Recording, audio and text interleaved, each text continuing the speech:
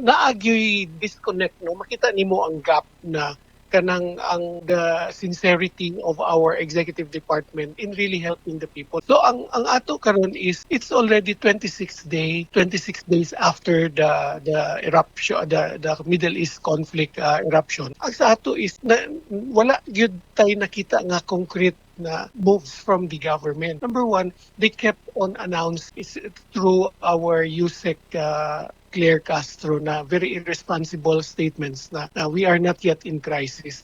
Pero wala man gud masumpay dito na kanang they are already doing something or ang ila lang i-announce wala pa pero naanay draft, no. Kabalo gyud ta na ang our government has no strategic na reserve for fuel, unlike the other countries, for example like Japan. Ang sa kanilang strategic reserve is about 300,000 barrels of oil, plus katong naa sa private sector, katong naa sa market na about 250,000 barrels, no. So that's about 500,000. Ang sa ato, according to our reports, na naa daw tay good for 50 to 60 days. Pero kana siyang 50 to 60 days, like karon na naana ta sa 45-day, kung wala tay strategic na buffer na reserve, dili gihapon na siya magsilbi because 45 days is so short a time. The way we look at the ongoing war, murag mulapas pa ni siya. All the learnings that we have seen or the government should have seen should really be resolved